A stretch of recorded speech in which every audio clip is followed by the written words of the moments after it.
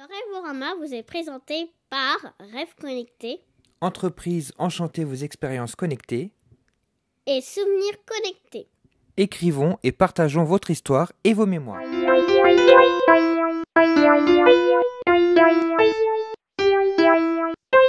Bonjour et bienvenue dans ce nouvel épisode du Rêvorama consacré à notre séjour en famille au Futuroscope, à la découverte des nouveautés 2016. Qu'est-ce qu'on a découvert comme nouveauté, Léopoldine? La Forge aux étoiles et l'âge de glace. Et qu'est-ce que tu as découvert que tu ne connaissais pas, Alina? Les yeux grands fermés et l'hôtel et plein d'autres choses. Effectivement, on a découvert plein de choses que nous allons vous raconter maintenant. Maintenant!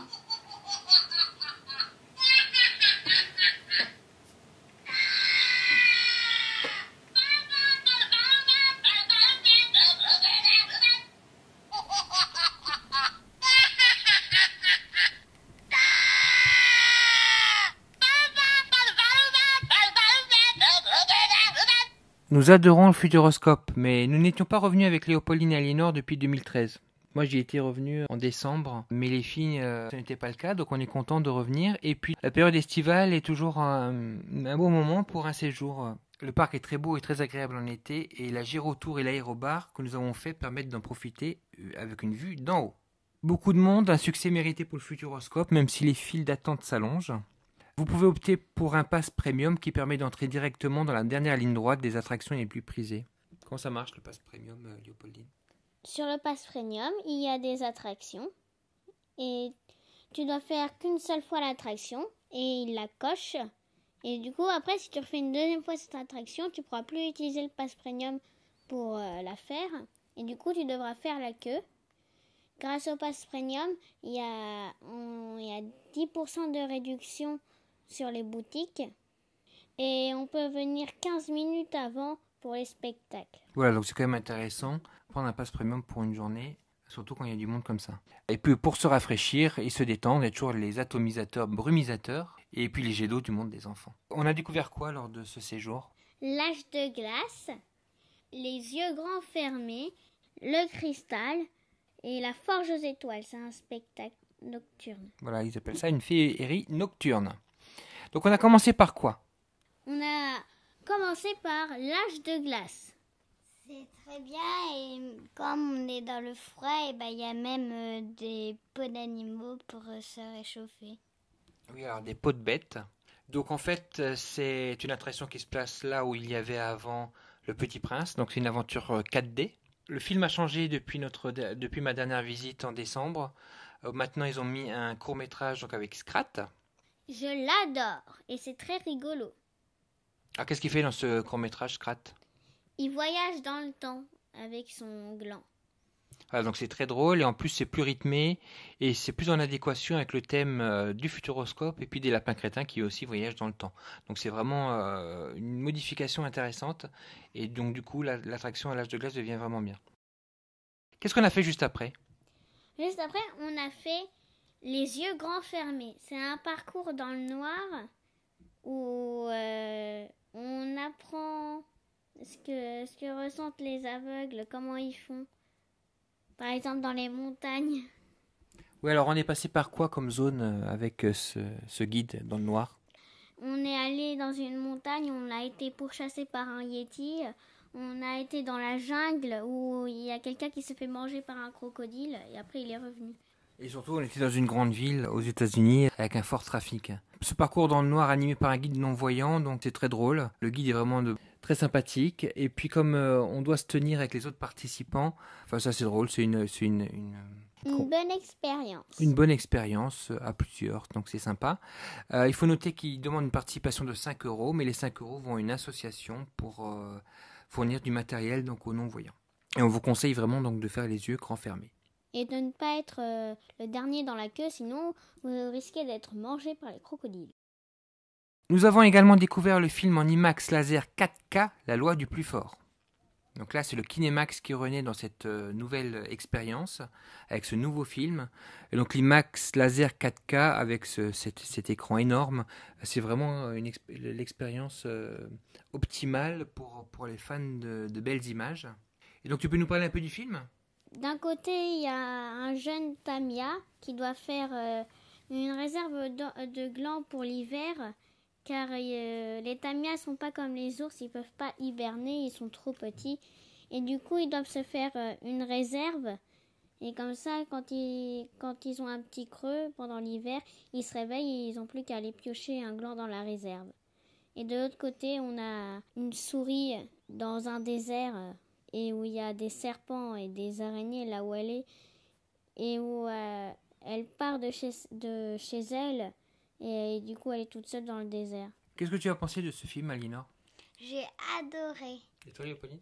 Bon, c'est bien, mais il n'y a pas de plus. Voilà, mais la qualité de l'image était top. Ah ouais, top. Et j'ai fait pour la première fois Danse avec les robots. Donc, tu as fait niveau 1 parce que ta taille ne te permettait pas de faire plus. Alors, qu'est-ce que tu as pensé de Danse avec les robots? C'était trop bien, on bougeait dans tous les sens. Et toi, t'as pas voulu faire Danse avec les robots, Aliénor? Non. Non, ça sera pour une prochaine fois. D'ailleurs, je pense que tu n'avais pas encore la taille adéquate. Et tu referais alors Danse avec les robots, Léopoldine? Oui. Ah, chouette.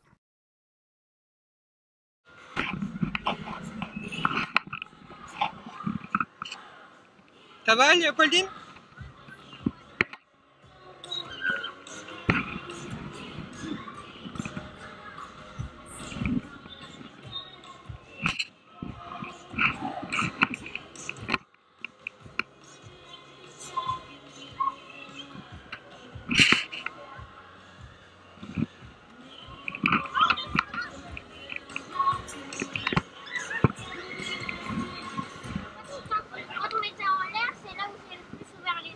Mais c'est tout le temps? Ouais, non, pas tout le temps. Et on a aussi fait donc l'une de nos attractions préférées, qui est Arthur l'aventure 4D. Donc qui est maintenant se dote vraiment d'une zone thématisée avec son restaurant, son bar et son aire de jeu. Donc c'est vraiment la première zone vraiment thématisée du parc et c'est sympa. Donc on espère qu'il y en aura bien d'autres. Et dans la queue, nous avons une surprise. Il y avait une balance qui nous donnait notre poids en mini-mouse. Et on pouvait écrire son prénom sur une tablette. Il y avait le poids et je crois la taille aussi en Minimoys. Oui, et la taille. Merci Cédénia. Donc une autre attraction bien sûr qu'on ne ratera jamais au Futuroscope, la machine à voyager dans le temps. Avec quel personnage? Avec les lapins crétins. Voilà. Donc là encore une aventure 4D. Où on voyage dans le temps. Et c'est vraiment drôle, sympa, avec une file d'attente qui est plutôt chouette. Donc ça c'est à faire, c'est un incontournable. Et puis les lapins crétins, les personnages, comme d'ailleurs ceux d'Arthur, mais surtout les lapins crétins, on les voit vraiment beaucoup dans le parc. Et on voit aussi Scrat et Sid aussi qui se promènent dans le parc. Oui. Il y a aussi des nouveautés dans la tente de la machine à voyager dans le temps avec les lapins crétins. Il y a une grande fresque où tout le monde peut colorier dessus. Voilà, c'est exact.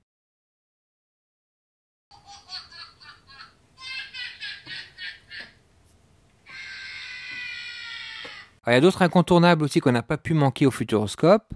Je pense au 8e continent. Ah ouais, avec le pistolet, tu dois tirer sur les objets. J'ai été 9e. Alors moi je comprends pas parce que je suis toujours premier dans la première manche, mais après je sais même plus où je suis classé. Enfin voilà, je suis toujours premier dans la première manche. Il y a aussi la Vienne dynamique, alors là on adore avec le guerliguet. Qui arrête pas de atchoumer. D'éternuer. Donc ça c'est vraiment très chouette et je ne connais pas de meilleure façon de faire la promotion d'un département qu'avec une telle attraction. C'est vraiment bien vu, c'est parfait. Et puis il y a le monde des enfants avec Mission Éclabousse. Graine de pilote. Le balancier des fortiches, alors ça c'est une petite des petites sensations fortes. Hein. Oui. Et le tourbillon, pareil. Le tourbillon, t'es assis et t'es attaché. Parce que si tu appuies dans un bouton, tu tournes complètement dans un sens. Et quand tu appuies sur l'autre bouton, tu tournes complètement dans l'autre sens. Autre incontournable, choc cosmique. Donc là où quand Aliénor était petite, quand on est allé la première fois, elle a dormi. Donc l'opératrice nous avait gentiment proposé de refaire un tour pour qu'Aliénor continue de dormir. Mais cette fois, elle a pu rester réveillée. Et donc elle a pu assister à choc cosmique. Alors qu'est-ce que c'est choc cosmique, Aliénor? Il y a quelqu'un qui nous parle et qui nous parle de la naissance à la Terre, de la Lune et comment tout s'est déroulé. Voilà, on est comme dans un planétarium, c'est-à-dire sur des sièges confortables et on regarde vers le haut. Mais au final, on est dans un vaisseau spatial, il ne faut pas l'oublier. Voilà. Et puis on a aussi découvert un spectacle, enfin vous avez découvert un spectacle que moi je connaissais aussi déjà, c'est le cube. Cube, c'est un cube. C'est un cube. Oui, mais c'est un cube qui est exposé dans un musée Ouais. et qui est très dangereux. Et là, il y a une femme. Elle va pas respecter la loi et elle va le photographier avec le flash. Et je crois que le cube n'aime pas les flashs. Et du coup, la femme, elle entre dans le cube. Et donc l'univers est représenté donc avec du mapping 3D, donc en salle. Donc il y a des danseurs qui vivent cette aventure, donc la femme et les deux gardiens. Et c'est plutôt sympa, non? Regardez. Ouais, c'est trop bien. Oui, c'est génial.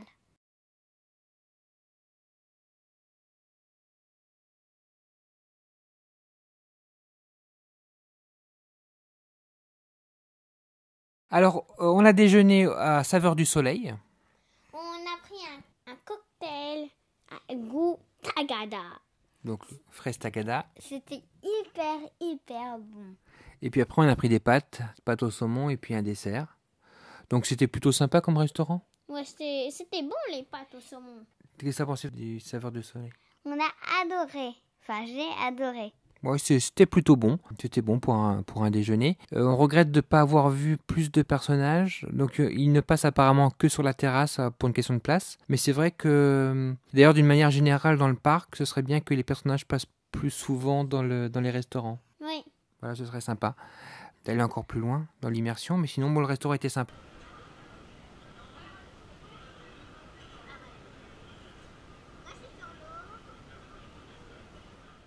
On est allé où pour le dîner? Au Cristal. Donc, qu'est-ce que c'est comme type de restaurant, le Cristal? C'est un restaurant gastronomique.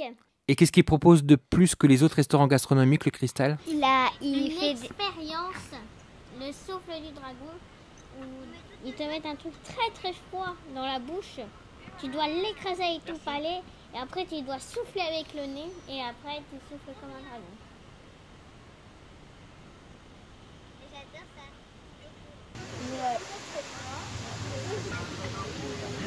Attends, il y en a 3. Et voilà, on le remet. Je Ramène une fourchette. Alors pour mesdemoiselles, on a le petit veau accompagné de sa sauce et de la pomona, c'est des...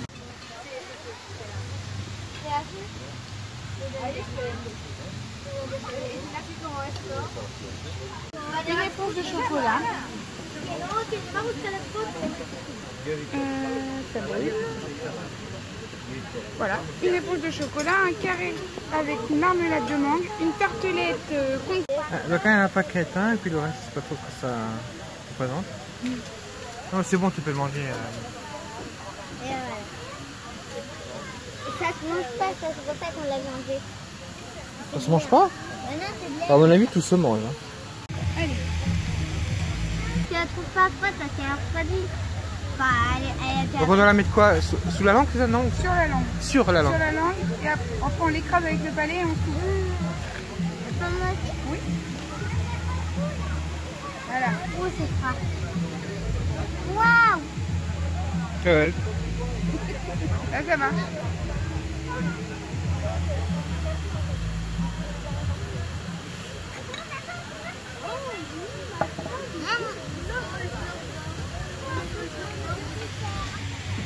En plus, c'est trop bon. Ah, mais j'ai un thé avec la bouche. Hop. Ah oui, ça marche avec la bouche. Voilà, donc c'est sympa. Le Cristal est juste à côté donc d'un bâtiment qui fait vraiment penser à un cristal, donc qui porte bien son nom, et juste à côté donc du lac, du Futuroscope et ses gradins pour voir la féerie nocturne. Alors déjà, j'ai toujours trouvé très sympa ces gradins et ce lac, donc c'est très beau. Et en plus, pour voir un spectacle et pour l'attendre, c'est quand même mieux d'être assis que d'être par terre et d'avoir des crampes, si vous voyez ce que je veux dire. Donc, on a découvert la féerie nocturne La Forge aux Étoiles, qui est une collaboration entre le Futuroscope et le Cirque du Soleil. Et moi, c'est un spectacle, je ne sais pas ce que vous avez pensé les filles, moi, c'est un spectacle que j'ai vraiment adoré. C'est le spectacle nocturne le plus abouti du Futuroscope, où il y a vraiment une histoire, du rythme, une musique sympa, de beaux effets. Alors même si apparemment ce soir-là, sur les 2 représentations, tout n'était pas à 100%, mais il y a eu des plans B qui ont permis on ne s'en est pas vraiment rendu compte. Et vraiment, c'était très très bien et ça valait vraiment la peine de prendre un séjour pour découvrir par 2 fois cette féerie nocturne. Qu'est-ce que vous en avez pensé, les filles? C'était trop bien, mais j'ai préféré la 2e fois parce que je trouvais que la voiture était trop belle. Et moi, c'est le spectacle nocturne qui est le mieux. Et moi, j'ai beaucoup aimé l'histoire. L'histoire était très sympa. Donc vraiment très bien pour la Forge aux Étoiles, on espère pouvoir le revoir bientôt. Non, seulement un caillou tombé sur la Terre. Sensationnel! Il ne se souvient de rien avant la collision. Pouvez-vous aider? Quête d'origine! Je vais choisir un temps pour faire...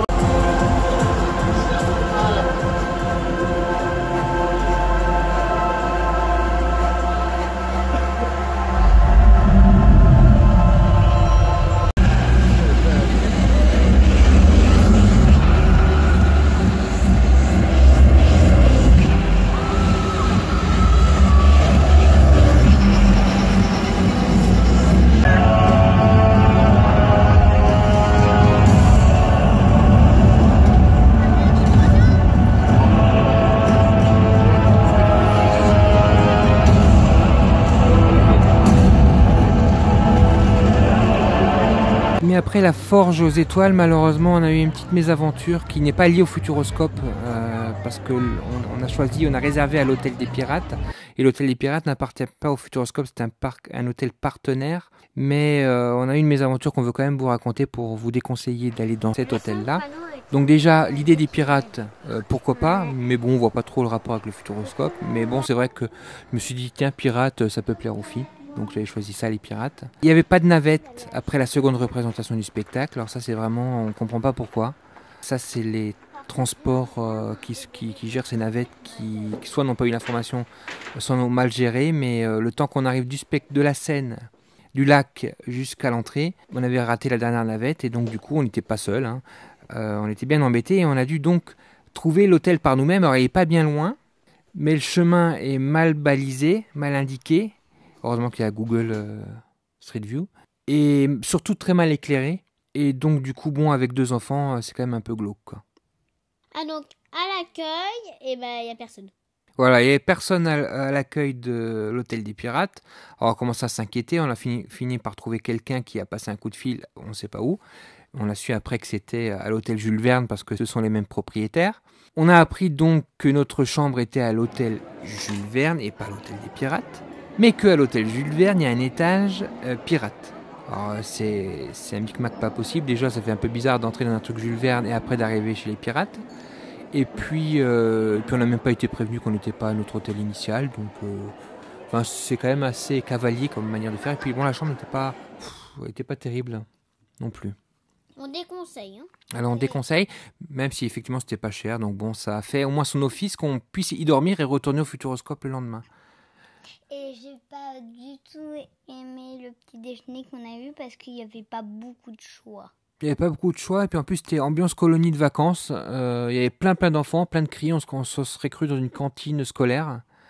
Et bien sûr qu'il y a beaucoup de monde, c'est normal.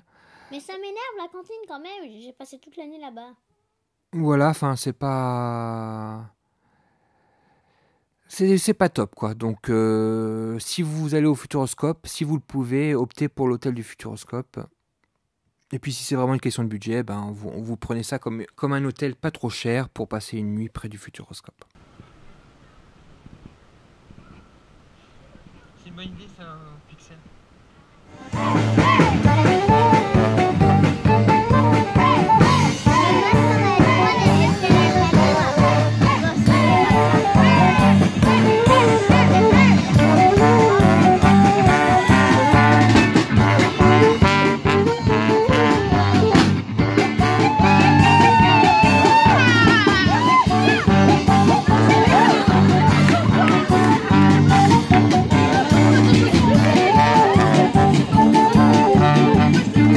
Alors, qu'est-ce qu'on a mangé le lendemain?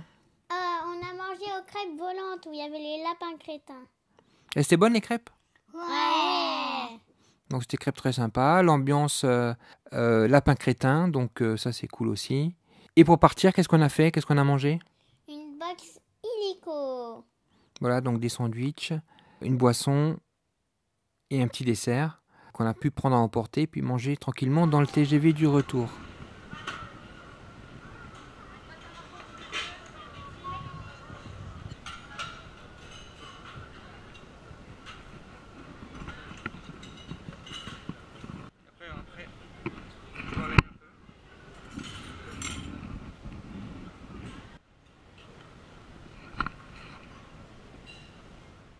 Est-ce qu'on a hâte de revenir au Futuroscope? Ouais. Oh, ben oui. Pourquoi est-ce qu'on a hâte de revenir au Futuroscope? Pour le 30e anniversaire. Et découvrir Soarin version Futuroscope. Alors, on ne connaît pas encore le nom exact de cette attraction. On l'appelle Soarin parce que ça ressemble à un concept qu'on connaît dans un parc Disney. Donc, un immense écran en face de soi. Nous, avec les pieds dans le vide. Ça bouge. Écran immense. Voilà, donc on nous promet un tour du monde et je pense que ça va être très très très sympa. Et puis je pense qu'on nous a promis d'autres surprises pour le 30e anniversaire et je crois qu'on peut leur faire confiance pour ça. Ouais. Ouais. Est-ce que vous conseillez de retourner au Futuroscope? Oui, bien sûr. Voilà, on a passé un excellent moment au Futuroscope et nous vous conseillons vivement de découvrir ce parc. À bientôt! À À bientôt.